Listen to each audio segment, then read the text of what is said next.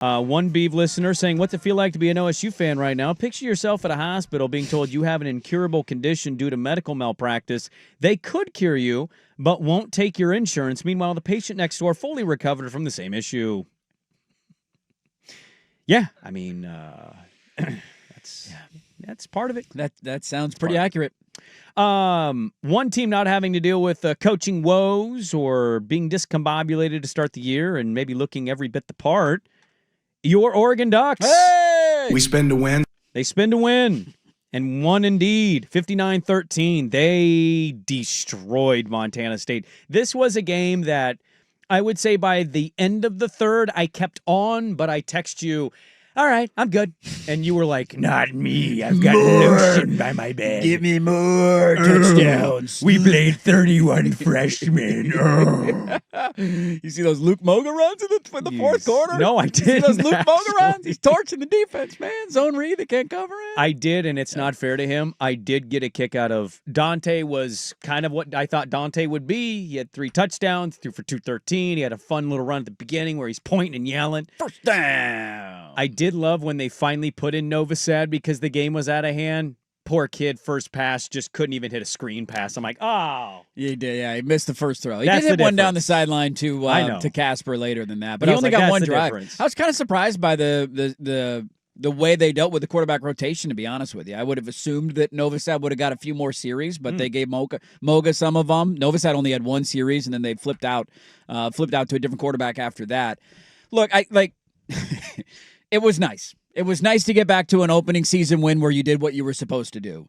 I'm not going to crown you or give you flowers for beating a team the way that you're supposed to beat your team. I think the reason we're reacting that way is because of how bad the opener was last year and how bad they were against Idaho.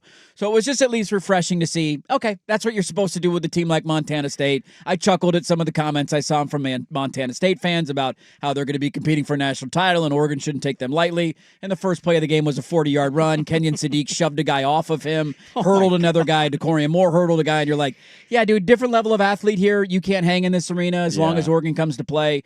And that was honestly there's a lot of stuff you look for in week 1. You're going to make mistakes. There's going to be miscues. There's going to be assignment errors. There's no preseason. Yeah. It's just, are you playing with your hair on fire? Are you playing with relentless effort? And it felt like Oregon was doing that from the opening snap, top to bottom on the roster. The biggest takeaway, and you're going to joke about it, and I know Lanning talked about it, but I have never seen them, and I don't know what the formula will be the rest of the year. I have never seen them rotate that many guys in the first half of a game like that before. Never. You win, they beat Portland State 81-7 or whatever it was 2 years ago in the opener. Yeah. By the time you got to the second half, of course, everybody is playing. Sure. When you go up and down and look at the number of guys who played snaps in the first half, like Cooper Perry caught a pass in the first half. Right. I did not have that on my bingo card. Me either. I was wondering if Cooper Perry was going to see action this week, but I wasn't sure. He's like number 7 on the wide receiver depth chart, but they felt like they got guys who were ready to play. They wanted to give guys experience, and they rotated a ton of players, and that was a lot of fun to watch. It's a good observation by you in that sense. There's really not a lot to take away from the game. They handled their business. They were every bit of the talent difference that we saw on paper. Yes. I saw a Montana State player say, I've never seen speed like that. That Taco Dowler kid is a stud wide receiver. He was fun to watch. I know Lanning referenced it and said he actually hit the wrong block, but who didn't watch that DeCorian Moore block live and go, my God, this kid just drove him into the ground, and Bryant was dabbing him up even though he was the one that scored the touchdown. That's the kind of stuff you want to see in week 1. Yes, just 100%. That level of effort. The takeaway, I think, is 2 things. One, as we try not to overreact to week 1 teams winning and losing, which I think is a very smart thing. Man, I just, the speed and the physicality, and it's Montana State, so I know, spare me, Sprague. I get it. We'll see what they do against Oklahoma State, and I think there's going to be a driving force for audio for why it might not look that different against Oklahoma State. It makes me reconsider how I view Oregon, and I still don't know a whole lot about Dante Moore yet. It was a great start.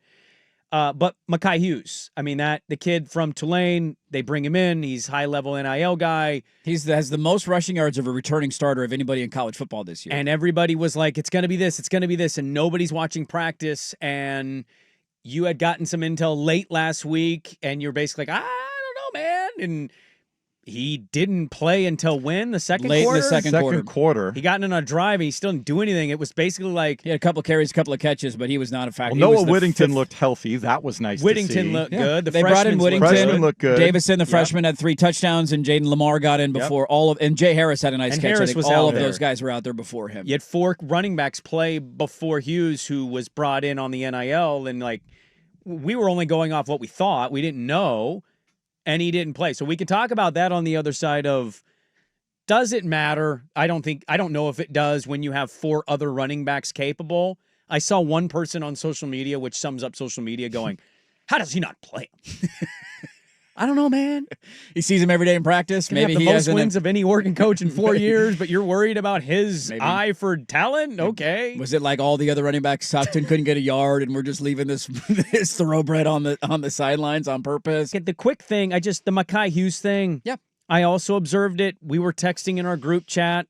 I just, am I surprised? Yeah. But also, how is it not a universal just trusting of Dan Lanning and staff to say he's not our best one, so we're not going to play him? I mean, we literally did a segment last week about how they love everybody in that room and they might play 5 or 6 running backs. And so if you listen to the show, I don't think anybody would have thought he was the 5th or 6th guy in that scenario. Probably not. But also there's a familiarity in the system that every one of those backs, outside of the freshman, to be fair, Davidson, but they love him in goal line situations. That's mainly how they used him. De'Aaron Hill didn't get in until after him. He's the other true freshman. He looked great in the second half. But Noah Whittington, I think the untalked about part about him was how healthy and dominant he looked at the end of last year, much different than the start of last year.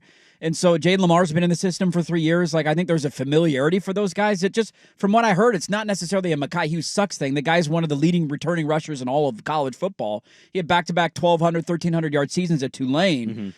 It just is about maybe a lack of picking up the offense as quickly as they would have hoped and a extreme level of trust in talent elsewhere in that room. That it's a great problem to have. And so I don't think they're going to ever have one feature back with a guy with 35 carries in a game. If they can split it up 6 or 7 ways with touches and keep everybody fresh throughout the course of the game, why would you not want to do that? They did a lot of that with Jordan James early in the year last year. They play Oklahoma State this weekend, so they move on from pummeling Montana State. They get Oklahoma State, and then they play Oregon State. Just a series of state schools there for Oregon. A lot of states right out of the gate. And, and also, even though the opponent wasn't great, this weekend's is more of a name, a household name, and they did the one thing you should never do.